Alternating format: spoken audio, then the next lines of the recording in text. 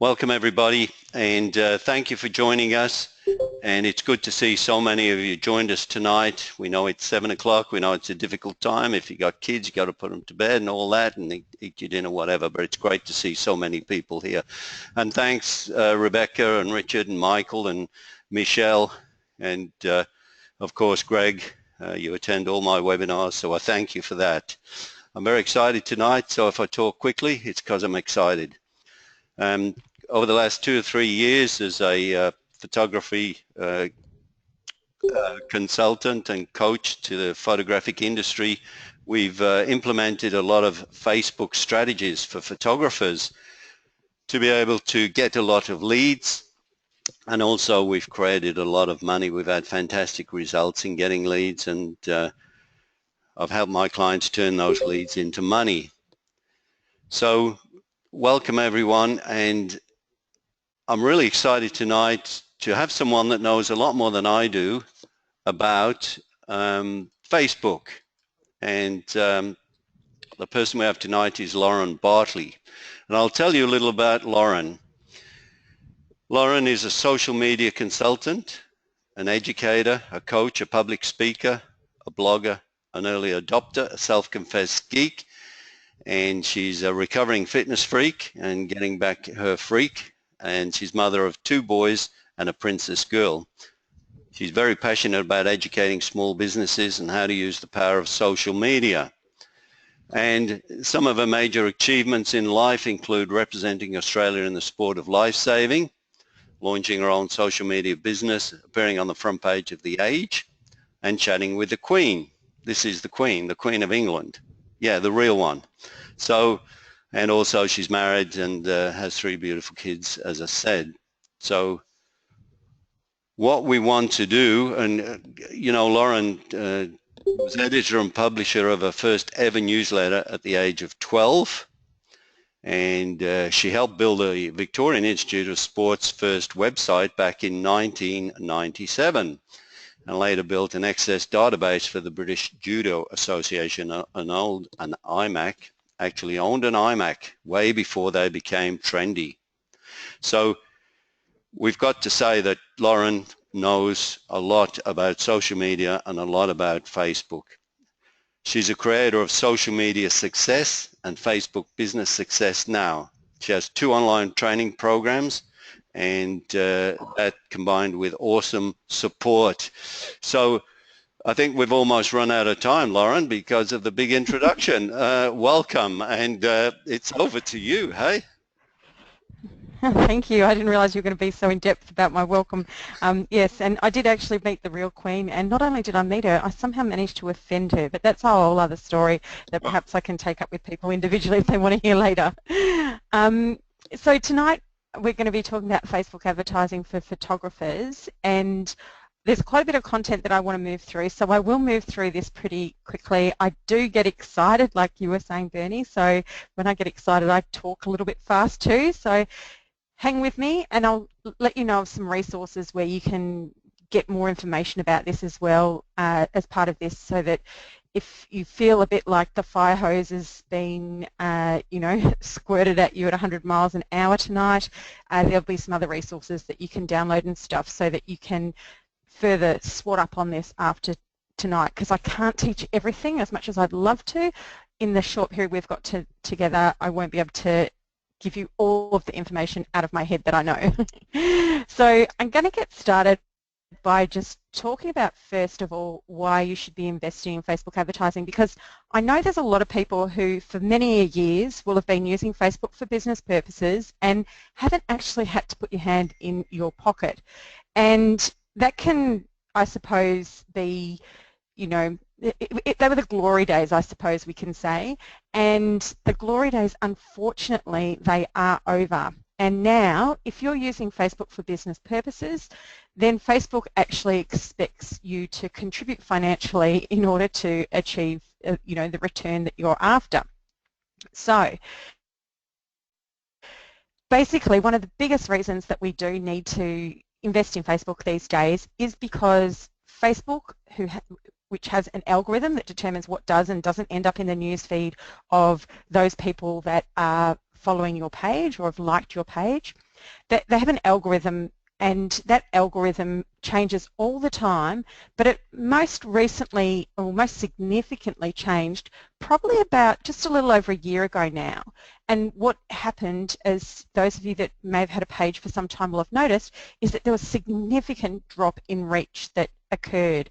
And you know, when I first started teaching Facebook advertising, which was about 5 years ago now, I remember saying that any one of your posts will probably in the newsfeed of about 16% of your fans, and people at that stage were outraged. It's like, why doesn't it end up in 100? Well, over time that's gone down and down, and now they're saying that it's somewhere between about 1 to 6% of your fans that will see your content on for each of the posts that you put out there. That's not to say it's the same 1 to 6. That'll change over time, and the more engaged your audience is, the bigger percentage of your audience that's going to see it.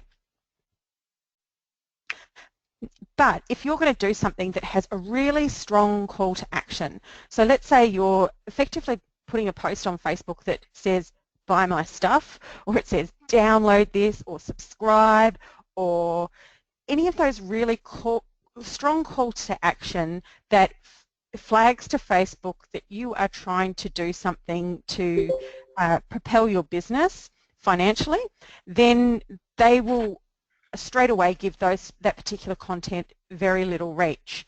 So if you have a strong call to action in your content these days on Facebook, if you want it to get significant reach, which usually we will with those types of posts in particular, you need to pay to promote.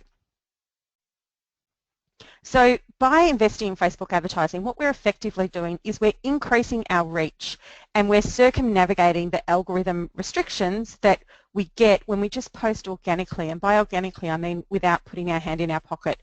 When we just do an organic post on the timeline, that's subject to the algorithm, but if we pay to promote it, we can circumnavigate that algorithm and get more reach for that content. And Facebook also provides the most targeted form of advertising available, and I like to say in the universe. Like, it's pretty awesome, and I'm going to go through with you tonight some of the ways that you can target your ideal customers, which you just can't find anywhere else. It also allows you to deliver the right ads to the right people in the right place at the right time, and you have complete control over what that is.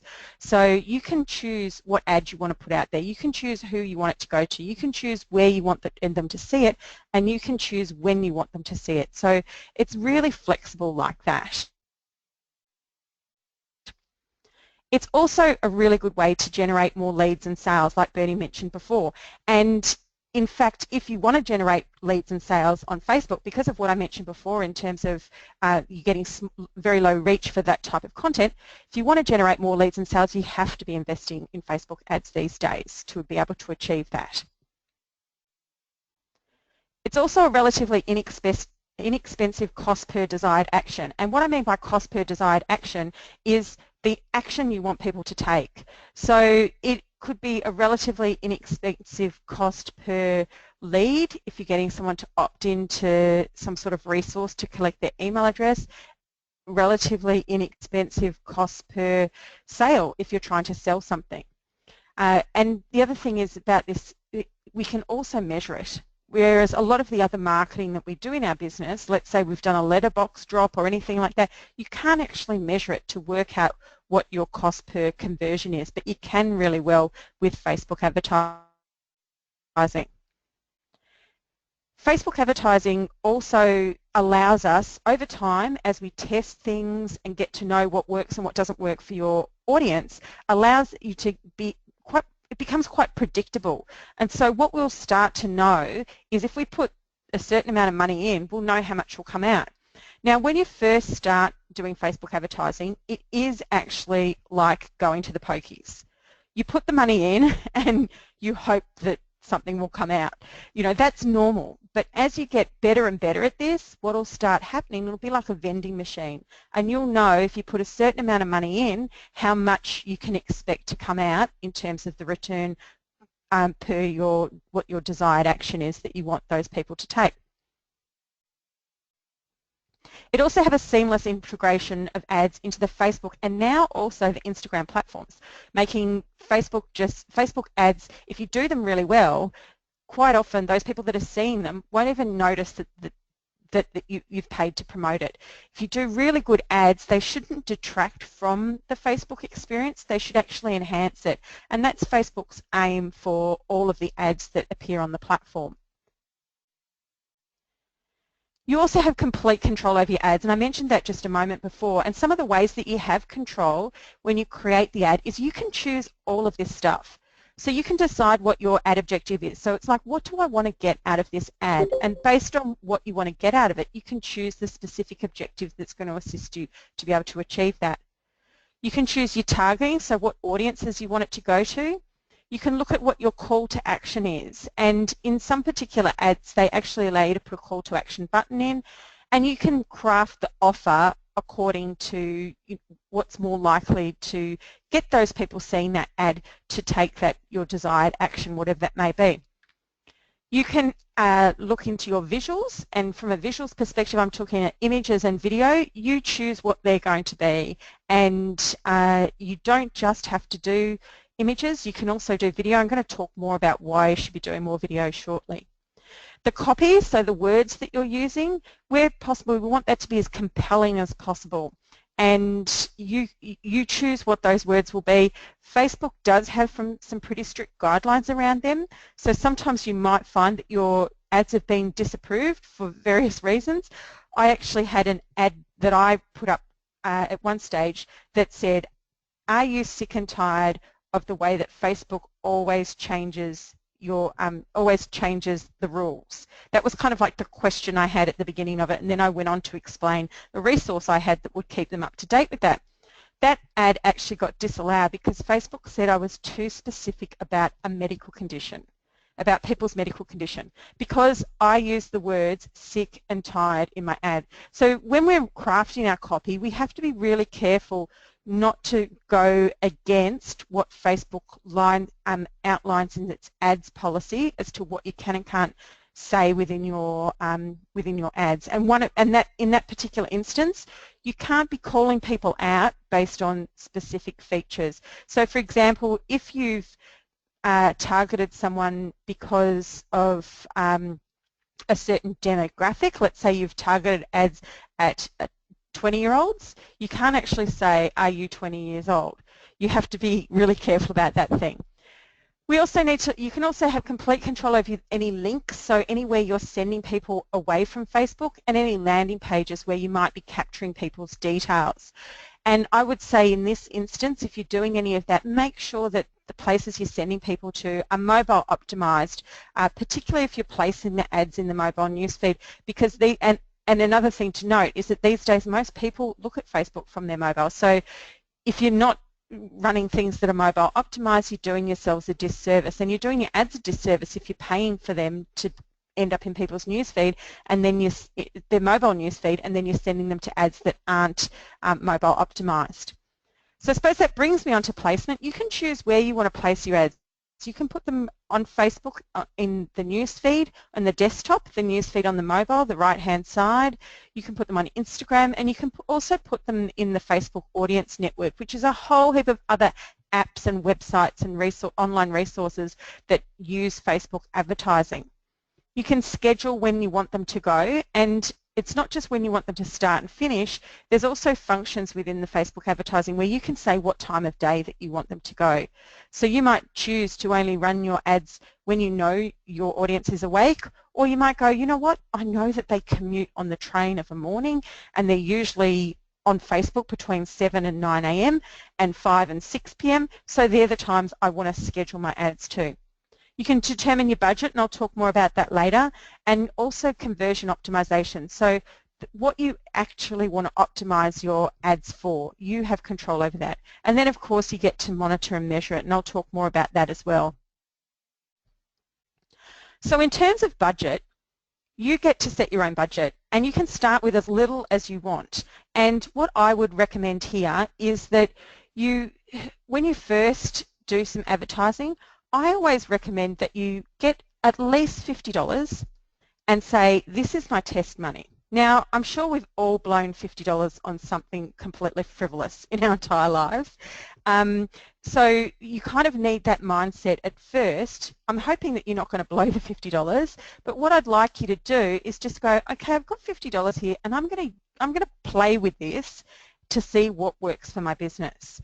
So the first lot of ads you're running really is just about collecting data. And so it's collecting data to determine what works and what doesn't work. So then the next lot of ads that you run, you can be more strategic about the way that you do it and how much you spend. So you can start with a couple of dollars a day. My recommendation is actually not to spend less than $5 a day. If let's say you've only got a budget of $50 in total for your campaign, instead of spending $2 a day for however many days that adds up to, I would shorten the duration and say I'm going to spend $5 a day until my $50 is run out. The reason we don't want to spread it too thinly is because if we're only giving Facebook like $1 or $2 in the whole entire day, they're not going to prioritise our ads over the competition. So you'll find that you might get poor reach and not as great results if your ad spend per day is too small. So that's just a little tip I wanted to share with you about how you can, a lot of people think that let's try and stretch this budget further. I would actually prefer to see you spend the money in a shorter period of time so that your ad spend per day isn't too thin. And then, of course, you can monitor your ads in real time. So whilst you're watching your ad performance, if things are working or things aren't working, you can make adjustments then and there. So if it looks like one of your images isn't working, you can swap it out. It's really flexible in that regard. And you can also start, stop and pause your ads at any time. So if something's just not working and you're like, I don't want to spend any more money on this and I'm not ready, or I don't know what to switch it up with, or for whatever reason right then and there you can't fix it, you can just go in and pause it or stop it altogether if you don't think it's going to be working for you long term anyway. And then what happens is that you can start to measure your return on investment specific to your objective. So I mentioned this early where I said to you cost per desired action. For some ads you might want to just get people to see your content. So, or you might just want to get them to, let's say, watch a video. So in that case you can measure your return on investment specific to how many people actually viewed your video. If you want to drive traffic to your website, you can measure your return on investment based on how many people actually visited your website as a result of the ad. So it's really, like there's nowhere else that allows us to do, this kind of advertising, this kind of measurement off the back of it, which is fantastic. And a little secret that a lot of people don't know about Facebook advertising is that you usually don't pay for all of the reach that you get through a Facebook ad. So what will quite often happen is that, let's say you boost a post and you put $20 ad spend, let's say, behind the boosting of the post, and then as a result of the people that saw that post, because you paid for it, let's say a few of them share it, or they like and they comment, and as a result of that, their friends see that story show up in their newsfeed. You actually don't pay for that exposure. So what I find happen with a lot of my clients is that they'll just put a couple of dollars behind some posts so that it's seen by more of their ideal customers and their audience, and then what will happen is those people who are massive advocates for that business will start liking, commenting and sharing, and then the post will take off from there. But if they hadn't have spent that a little bit of money in the first place, those people wouldn't have seen that content, and therefore they obviously wouldn't have shared it because they wouldn't have known it was even there to share. So this can be a great way to kickstart some of your content when you've first posted it and get far greater exposure than what you actually pay for. So now what I want to switch into is kind of talking a bit about how you can actually promote your content using Facebook advertising. And Facebook allows 3 different ways that you can advertise with them. And the first one is that you can boost a post. And this is the thing that I know from speaking to Bernie that a lot of you guys have been doing. So it's a case of you've got a piece of content that perhaps it's performing well, or perhaps you're just not happy with the amount of reach that Facebook's given it organically, and you hit that blue button that says Boost Post that sits right beneath it, either on the desktop or from a mobile device. Facebook asks you a little bit about audience targeting, how much you want to pay, things like that, and then you hit the button and off it goes, and Facebook does its magic to get it in front of more people. Now, the Boost Post is just one objective that we have available to us, but it is the only objective that Facebook gives us when we're trying to promote content from within your the page timeline for your business page. Now, this is actually, I used to a couple of years ago tell everyone to back away from the boost button and do not do it, because it was terrible, absolutely terrible. But Facebook has really enhanced this over time, and actually just before this presentation today I went in to take a screenshot and realized that it's changed, I don't know, in the last couple of days, or at least since I last looked at it, to give even more functionality. So the main thing, if you are going to boost a post from the timeline, is I want you to do beforehand is to set up some custom audiences, and I'll talk a little bit more about them later, but I just want to show you what Facebook allows you to do from a boost post perspective.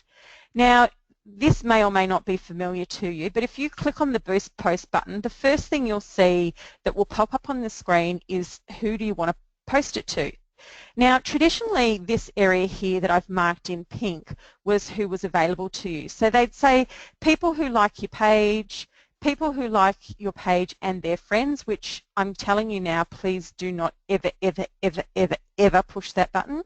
And then the next one, it now says default audience, but it used to say people you choose through targeting, and that then used to have a drop down where you could pick any of the audiences that you created yourself.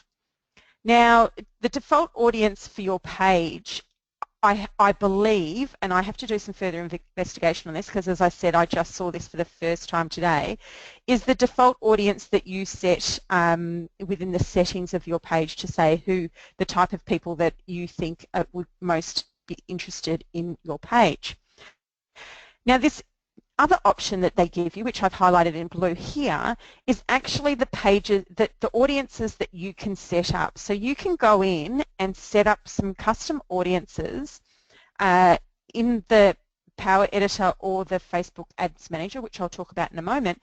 And then when you promote your content, you can go and promote them to any of these specific audiences.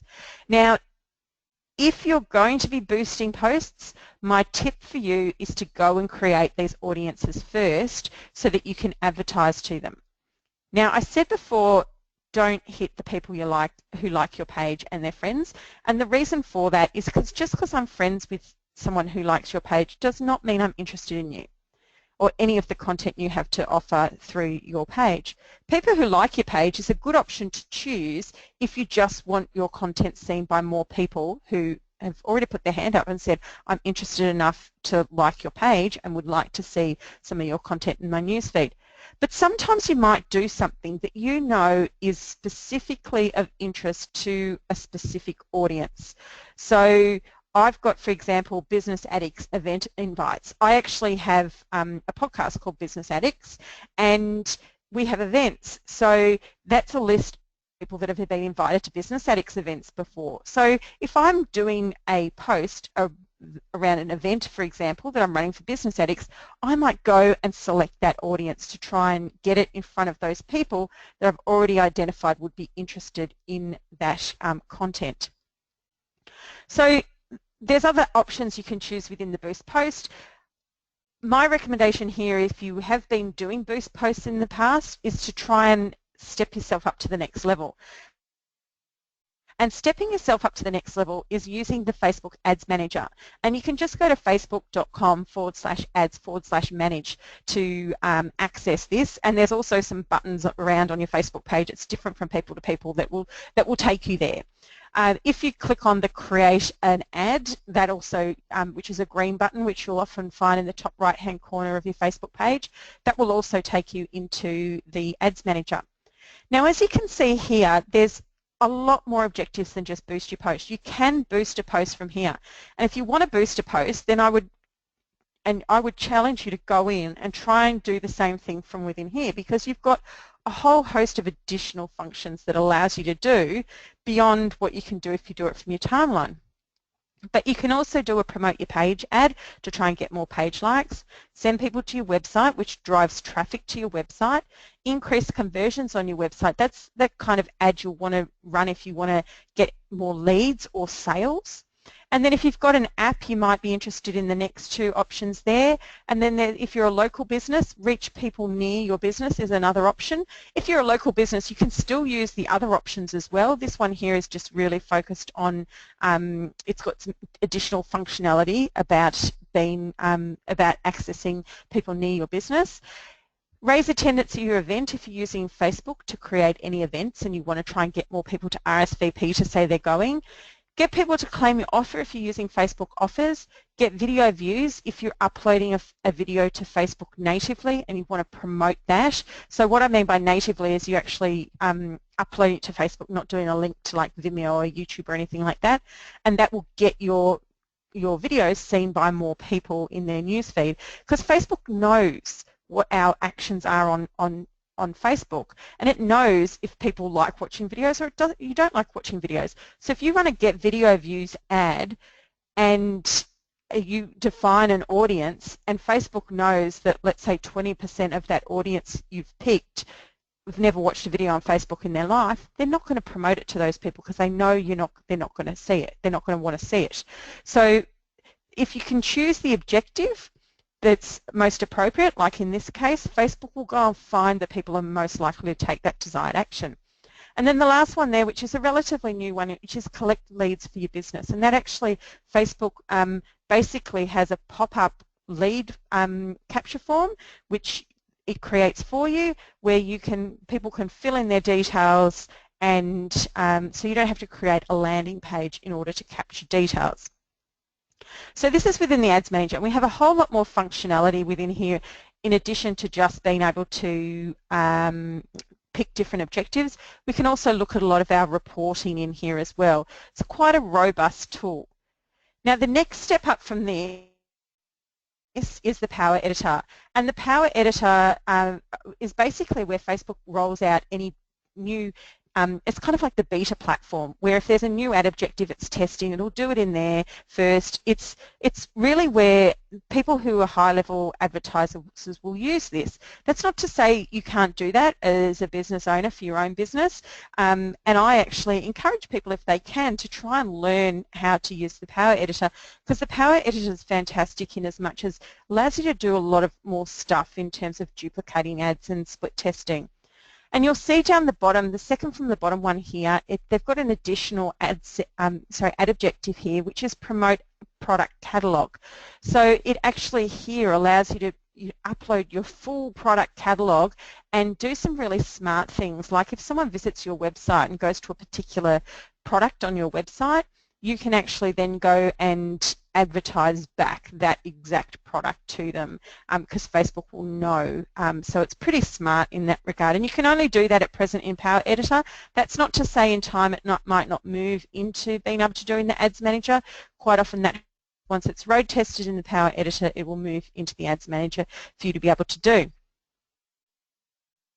So I did mention before, one of the things I love about the Power Editor is the ability to do split testing. And so you can split test at the campaign level, at the ad set level, and at the ad level. And so that basically means you can change up, one or two variables and see what impact that has on your results. And the Power Editor makes it so easy to duplicate things that that's my tool of choice if I want to do some split testing.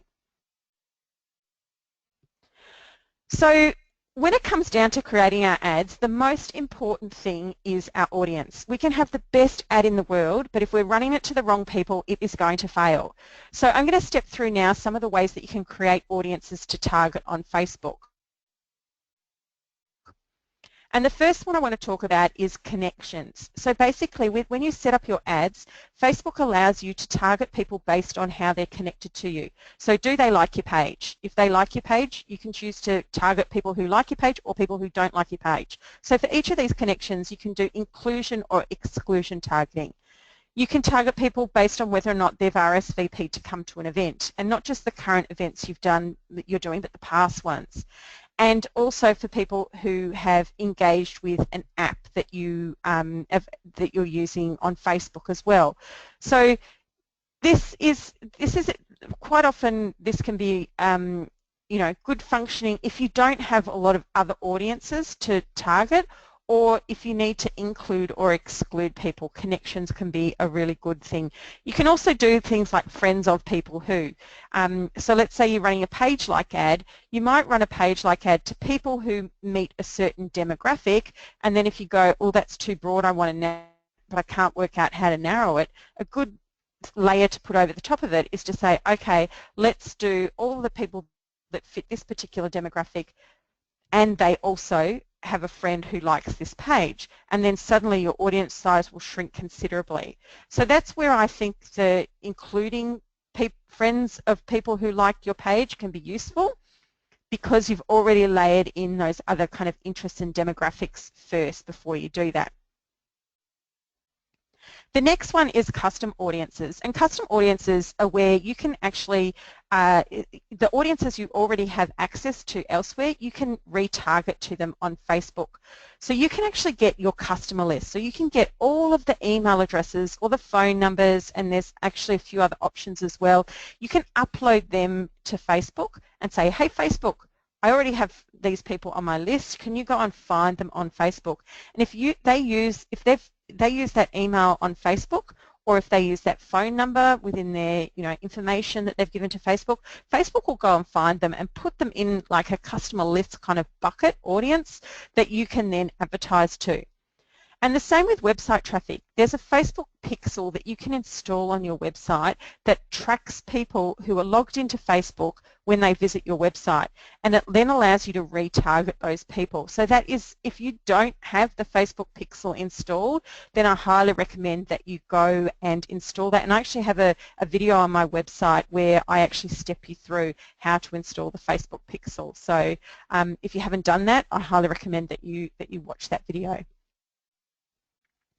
Then we've got targeting through engagement, and this is brand spanking new. This has only come about, and I actually don't have it in all of the Facebook ads I manage. I don't actually have it available in them all yet, so it's still rolling out. So if you haven't got this yet, it's coming soon.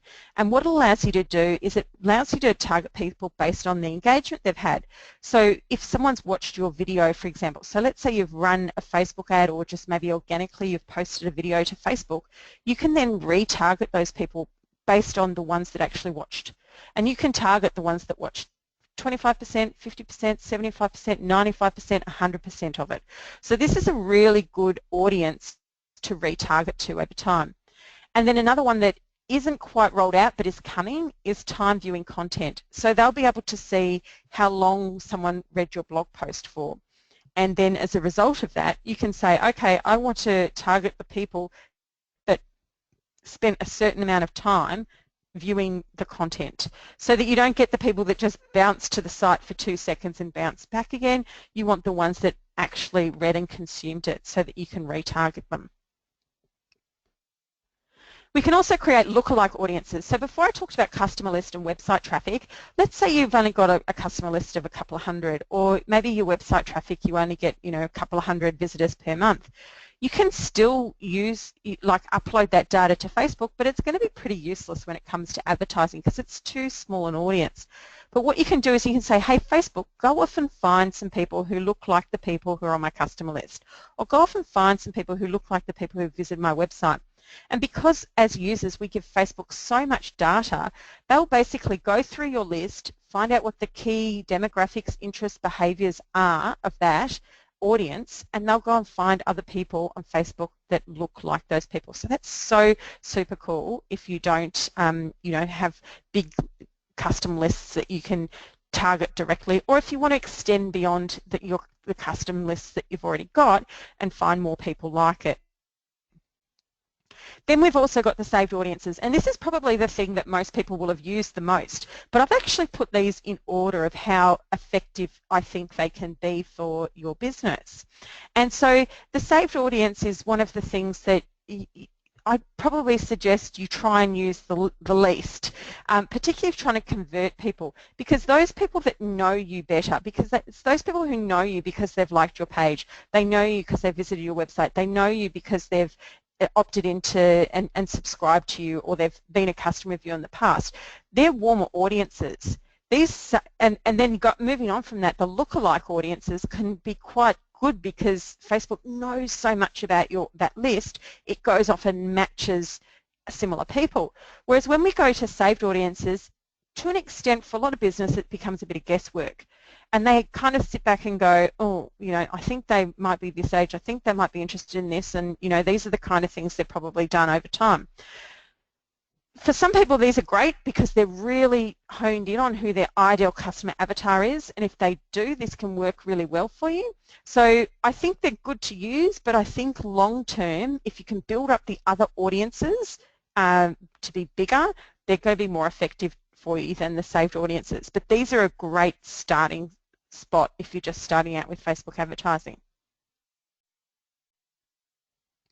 So then in terms of the ad itself, when we're creating the ad, we've picked our ideal customers or the ideal people to see this particular ad. We need to have a really strong call to action. It needs to be compelling through the visuals, through the words, through everything we're using that makes people really want to open the box, click the link, do what, find out what's inside. So we really need to try and get that across in our ads that we're creating. I did mention before that Facebook allows us in some ad objectives to actually include a button as well, and this is if you actually create the ad inside the Ads Manager or the Power Editor. So you've probably seen this yourself before, where you see on a Facebook Facebook ad where they've got a button that says apply now, book now, contact us, donate now, download, learn more, shop now, sign up or watch more. So you've got these options that you can include. This is one of the things you probably, if you're going to use the buttons, you need to test yourself. I actually find that if I want people to book now or to apply now or to shop now, I use the Learn More button, because some people don't want to click on a button that, straight away yells and screams, I want your email address, or I want your money, or that kind of stuff, but they might be inquisitive at least to learn more, so they might click on the Learn More button to go through. Now, just because that works for me doesn't mean it necessarily works for you, but I just wanted to share that this is one of the things that you might want to test over time to see what works best for you.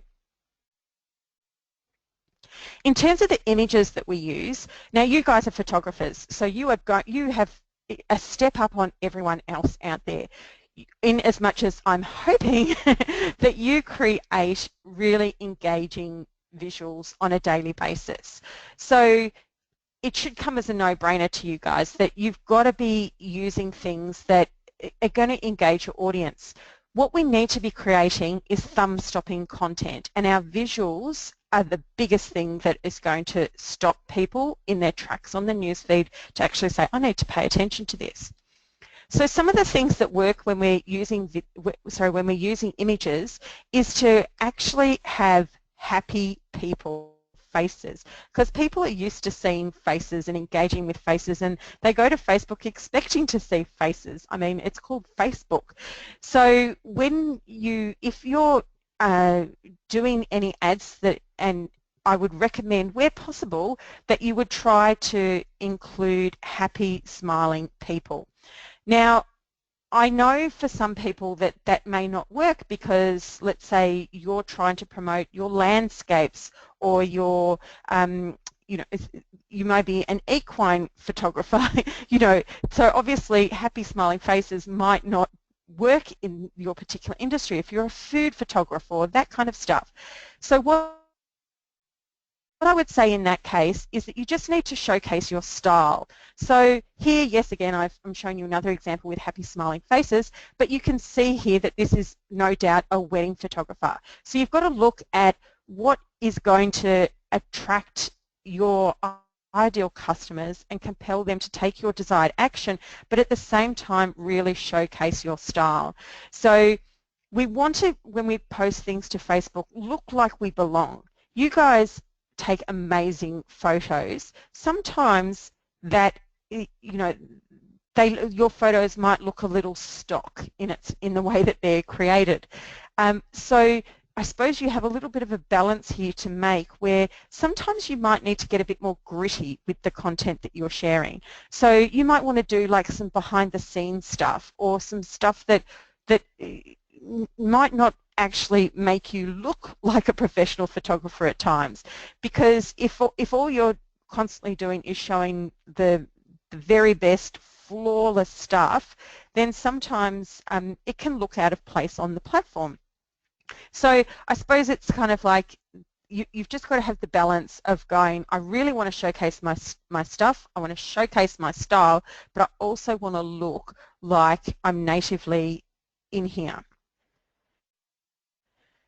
The other thing that I want to say here when it comes to using images is don't use too much text.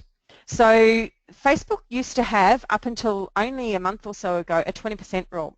And the 20% rule has now actually been laxed. And so basically Facebook says you can put as much text as you want on your ads, but the more text you put on your ads, the less reach you're going to get for those ads.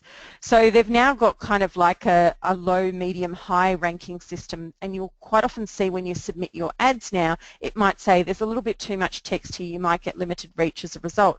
Now if your ads are getting, if a lot of people are engaging with them, you'll probably find that they still perform really well. But what might start happening is you might actually start paying more for your ads. So I'd probably say try to use as little text on your images as you can, and use the text in the other aspects. So maybe if it's a link, in the link copy or in the actual copy itself. So the next thing I want to talk about is video, and I know this is something Bernie's interested to hear more about as well. And so one of the things that we need to be doing on Facebook is to create and share more video. Video is going nuts at the moment on Facebook, and it's that video that we upload natively and that auto plays in the news feed. Now it auto plays on mute, and I'll let you in on a little stat. About 80% of the people will not click on it to hear what is being said. So your videos need to be able to get the key message across without actually having whatever the audio track is in the background.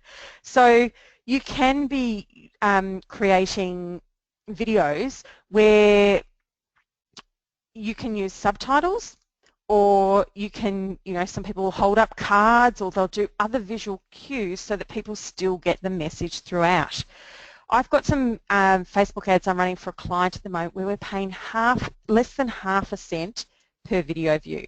So it's a really cheap way to do it, and you can put together some really cool slideshows, and Facebook actually allows you to upload up to 7 images and they'll auto create a slideshow for you, or I'm sure you guys are probably techie enough to put together some awesome videos for yourself as well.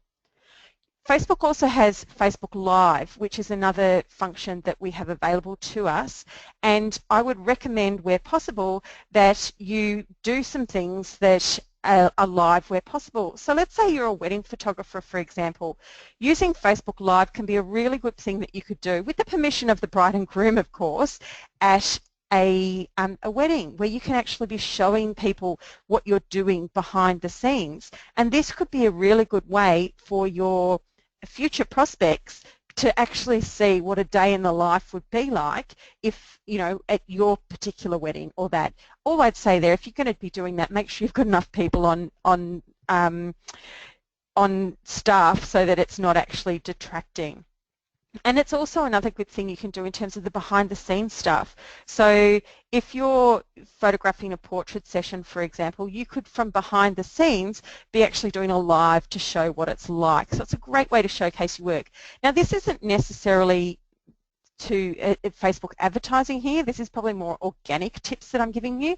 But if they perform really well, you might want to put a little bit of ad spend behind it to get more video views for that content as well. So just something to consider there. So I suppose what I want to get across as well is that I'm on a bit of a personal mission at the moment. I want to stop people from running random acts of Facebook advertising. And what I want them to do instead is start investing in a strategic approach to your Facebook advertising. So don't just boost a post here and there when you feel the need. Instead, get strategic about how you're running your Facebook advertising. So I just wanted to step you through a really quick Facebook ad strategy that will help you gain more leads and sales for your photography business. And the first thing is to build your audiences. Now, I've talked a little bit about the audience being the most important thing, but a lot of us don't actually have audiences. So that's the first thing I want you to do, and I'll talk a bit more about how in a sec. The second thing is to generate leads and sales from your audiences. So you'll promote ads back into those audiences that you've created to try and generate some leads. And then thirdly, I want you to try and convert those leads into sales. So imagine this as a funnel. The first thing we do is we build the audience, then we generate leads from the audience, and then we convert those leads into sales. So we're taking people through a journey using our Facebook advertising. So let's look at that one at a time. When we're building an audience, we can do something like a website traffic ad where we send people to our website. Now, when they visit our website, because of the fact that you'll have your Facebook pixel installed, they will basically then be able to, you will be creating a website custom audience that you can use again later. You might do a video view ad where you can get people watching those videos so that what will happen is over time they will start to, you'll be able to run audiences so you'll be able to run further ads to people who have viewed a certain percentage of the video. And then another audience is page likes. So you might do a page like ad. Now, I'm not a big advocate for page likes. However, I know from a social proof perspective, it can be important. So there's other ways we can generate page likes organically as well. So what I get you to do here is basically these types of ads, you might target them to a saved target group. So this is where I talked about before, where we have those people that we find their interests and their demographics. So we go and we target any of these ad objectives to people that basically have no idea who we are, but we've chosen them because we think their profile matches with what your ideal customer will be. Then what we can also do is use those lookalike audiences. Again, these are people that have no idea who we are. They just look like people who have visited our website or email. So this is a way that we can really target cold audiences and bring them in so they become part of one of your audiences that you've created. So this would be the first type of ad that we'd run.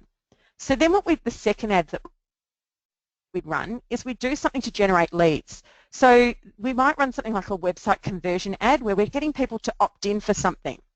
And this might be we're getting them to download an ebook on, let's go back to the wedding photographer, for example. It might be an ebook on the 10 most important things you need to do prior to your wedding to make sure you get the best photographs possible on your wedding day. Like if I'm bride-to-be, that's the kind of thing that I might, hell yeah, I'm going to give you my email address for that.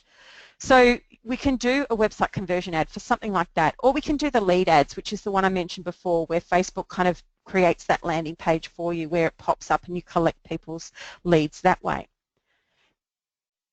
When we're using these types of ads, what we will do is we will then target our website visitors. So in the previous ad, we sent people to our website.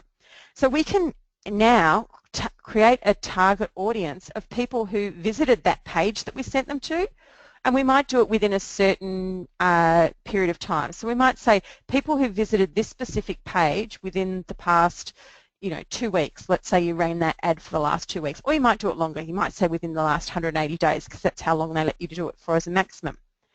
Or you might do people who've watched a video. So let's say you did a video ad previously. You might say people within the last week who have watched 95% of the video, because if they've watched 95% of the video, they're the highly engaged audience that you probably want to retarget and try and get them to opt in for whatever it is that you wanted them to opt into. So now in the next step, so we've generated leads, we got them to opt into something where we collected their email address, and now what we're going to do is we're going to use that information now to try and convert them into sales.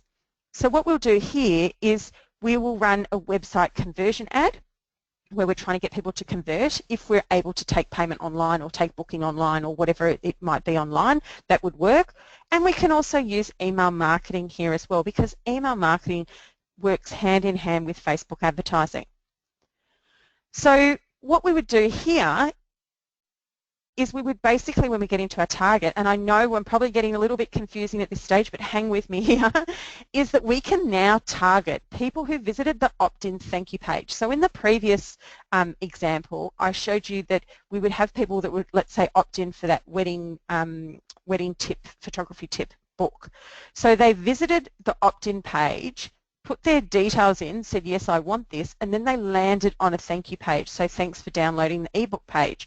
The people that visited that exact URL, we can now target those people to try and sell them our wedding package. So, or we can target people who, if we did a lead ad, the people that opened and submitted a lead form, we can target them. And also you've got all the email addresses as well, so you can upload those email addresses too. And then the other thing we can do is we can exclude anyone. So let's say that people have already purchased it. We don't want to be advertising back to those people. So we can exclude those people who've purchased it, and we'll know that because they have basically, they'll have visited the thank you for purchasing site page, so we can exclude that website traffic, or we'll have their email custom audience that we can exclude as well. So we're doing that from the Facebook perspective, but you can't forget the other thing, which is the email marketing. And so we can also then use our email marketing, because we collected their emails previously, to also run an email drip campaign to them. So what we're effectively doing is this three-step strategy. It's like doing an email drip campaign, but we're doing it on Facebook. So and obviously off Facebook through email marketing as well. So it becomes a really good way to funnel your prospects through to potentially being leads and then sales.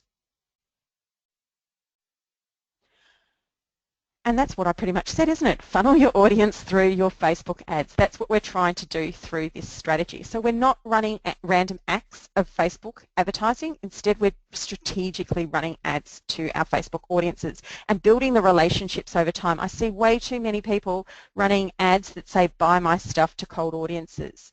That strategy I just stepped you through warms your audience up, so the point when you're actually saying to them, hey, you know, buy my stuff, they know who you are. They like you enough to have given you their email address already. They trust that you're the person that they want to take your photographs. So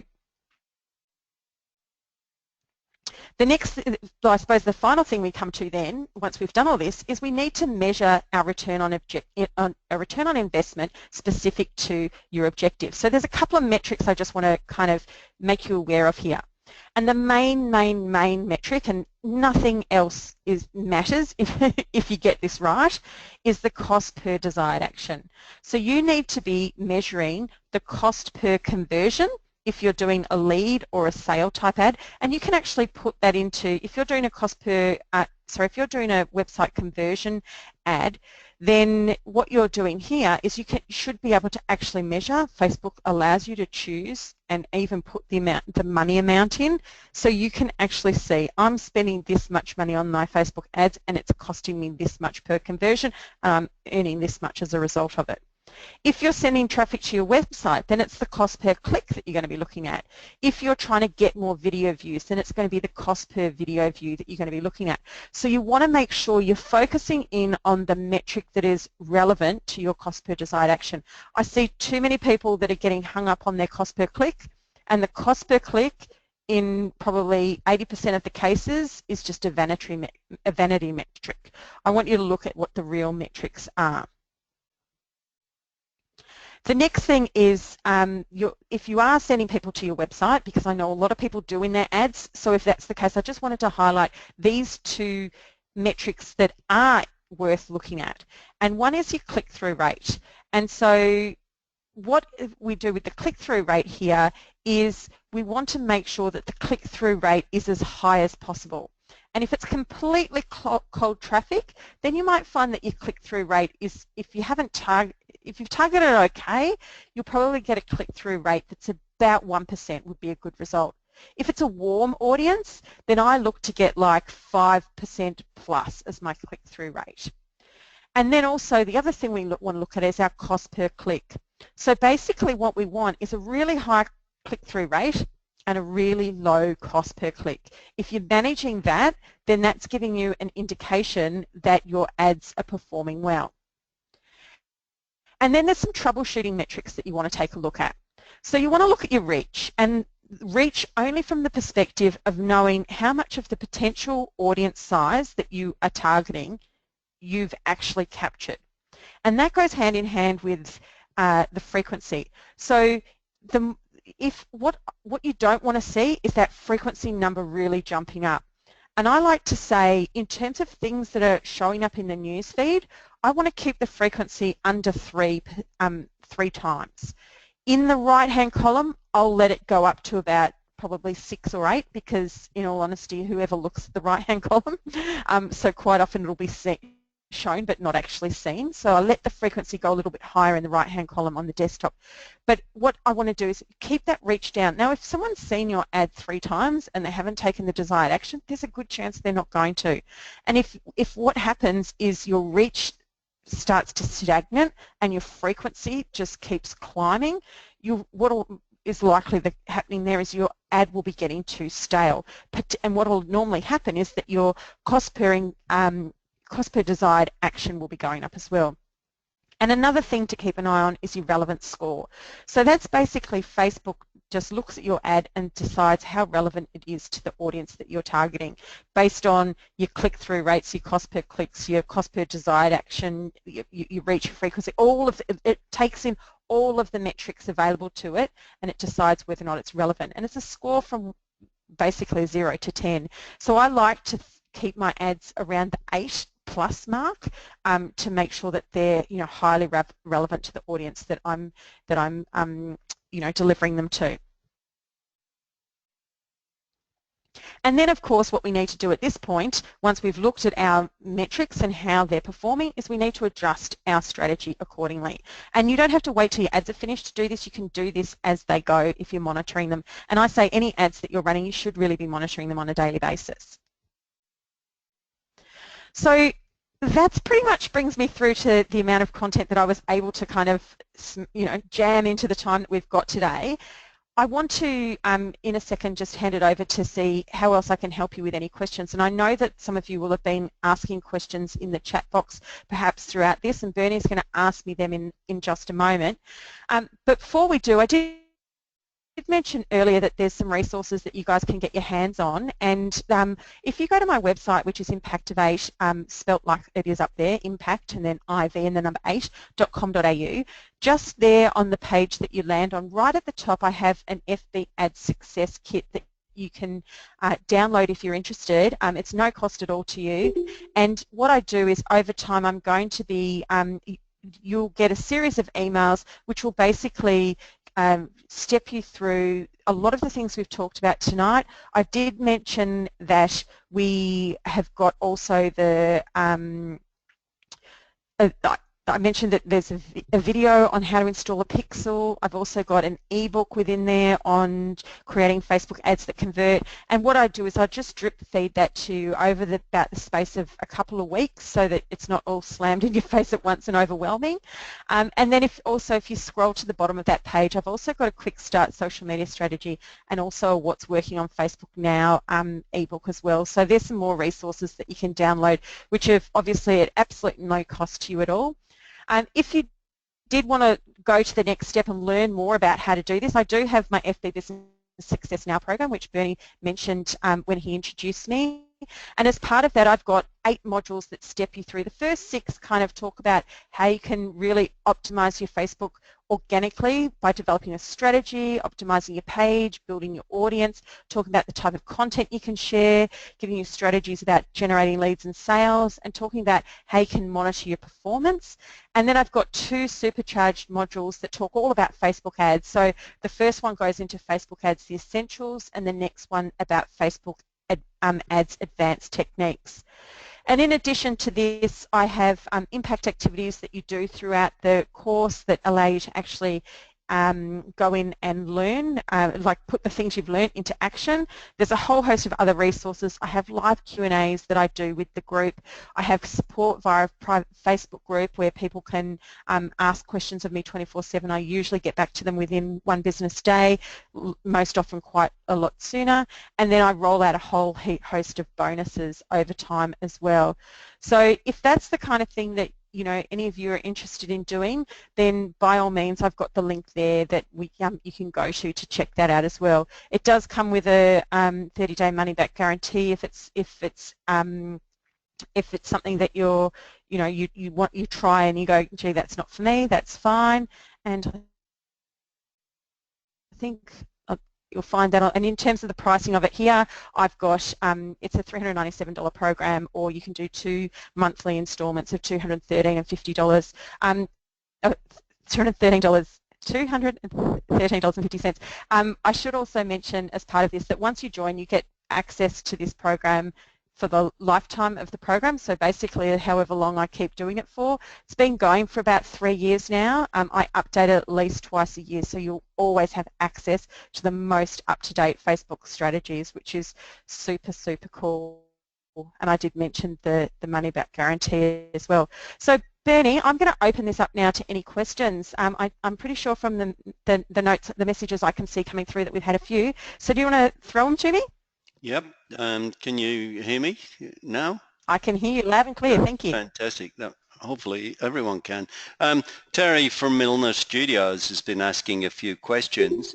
Is boosting of a post better than an actual created ad? A question I get asked all the time. Yeah, I actually find nowadays I actually find that if you boost the post, so you create it on the timeline first, and then you boost the post, whether that be by boosting it on the timeline or going into the Ads Manager dashboard, because the fact that you've created it first, and if your audience engages with that content, so let's say that quite a few people like it, maybe comment it and share it, and then later on you boost it, it's already got that social proof associated with it. So when it shows up in the newsfeed, people will see that it's had, 5 comments, 10 likes and 2 shares, and think, oh, it must be interesting. Other people have found it interesting.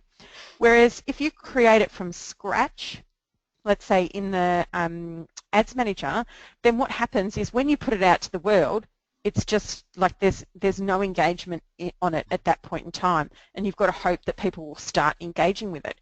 So particularly if you're going out to a cold audience, that can be, without having that social proof there, it can actually do your ads a little bit of a disservice. The benefit of actually creating it within the Facebook Ads Manager is that you can then put a button to it. So if you put it on your page first, you can't use one of those call to action buttons that I first talked about. So you've got to weigh up what you think is going to be best for your the objective you're looking to achieve there. Okay, that's great. And Richard would like to know, what is your view on using lookalike audiences for Facebook advertising? Yeah, I find they work exceptionally well if the audience that you're creating it from is highly targeted.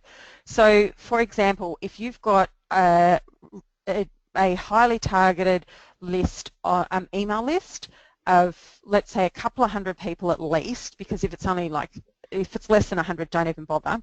But if it's a couple of hundred people at least, and you know that they are exactly your ideal customer, then Facebook will go out and find some people and they'll end up looking very similar to them. But what will happen is Facebook gives you a sliding scale, and there's like a 1 to 10% or something range that they let you have. Now, if you go right to the far end and say make this as big as possible, it's really, particularly if you start with a really small list, it's not going to be very effective. So I like to stay right down the really tight end of it. So pick somewhere like 1 to 3 in the options that they provide available in terms of how tight it is. And then what I like to do on top of my lookalike audiences is I like to go in and add some more kind of restrictions. So if I know that my audience is between the age of 25 and 35 predominantly, and they're predominantly females, let's say, then I will then go and, once the lookalike audience is created, I will create another audience that uses the lookalike audience as a base, but then puts those additional demographics and over the top of it. So, and you can even not only just do like demographics, you can also do interests. So if you know that your audience must, let's say, they all love a particular page, then you can add that in as well. So that if you add that extra layer in there, I find them highly effective. Okay, that's great. Richard had another question. With collecting leads feature, does it provide capability to further nurture the leads like you could achieve with a CRM tool? Okay, so I'm assuming he means the lead ads. Can you just get him to clarify that? And then, or if Yeah. you just want to say yes and then let Bernie tell me, does he mean the lead ads? Okay. I'm going to assume that he means the lead capture ads that Facebook allows you to actually use. So it is a little problem, that one, in as much as what happens is that you need, at this point in time, a third-party tool to integrate with it that's then going to deliver what you promise them. So if, let's say, for example, you getting people to opt in for an ebook, then they put their details in. Basically what happens is a box pops up that's pre-populated with their details. So it's already got their name and email address in there because Facebook knows what it is, and all they have to do is push the button. Then what will happen is it actually just goes into a list. So unless you do the next step, which is linking that list with your MailChimp or whatever it is that you're using, they're just going to sit in that list, and you're going to have to actually physically export it and then deliver to them what you said they're going to deliver. And in this day and age, people want something like instantly. They expect it in their inbox the minute that they've opted in. So yes, you can, if the system you use is one of the things that Facebook integrates with, or you're going to have to pay for Zapier.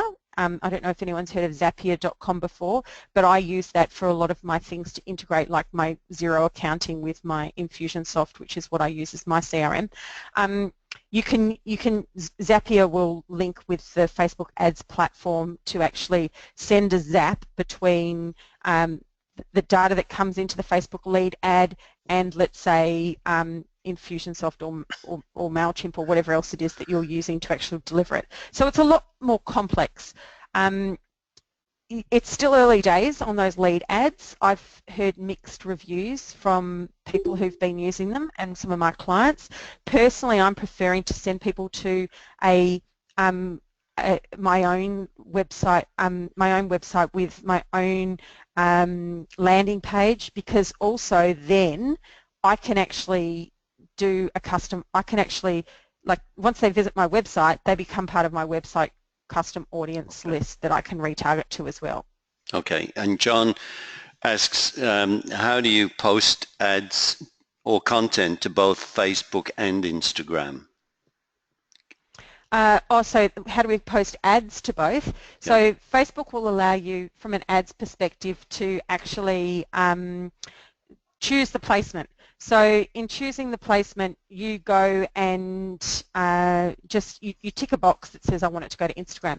For some ads, they'll allow you to do that because you know, the formatting is going to be the same as how it would be formatted on Facebook and Instagram. For others, you're not able to do that because basically what happens is, you know, the format is different. So Facebook will just say to you, I'm sorry, this ad can't be shown on Instagram for whatever reason. So what I usually recommend if you're going to be posting to to Instagram and to Facebook is to actually do that as a different ad set. So basically, it's a little bit complex, but when you create ads, you create a campaign, you create ad sets, and you create ads. And you can split at the ad set level and say, I want one ad set to go to, one version to go to the Facebook desktop, for example, and another version to go to Instagram. And then you can actually see how it's performing, and you can control how much budget you spend on each platform. And then as a result of that, you can you know, work out whether or not that placement is actually working for you. Okay, and just one last one, Loren. With Terry, you spoke about apps and getting installs of your app and increase Yep.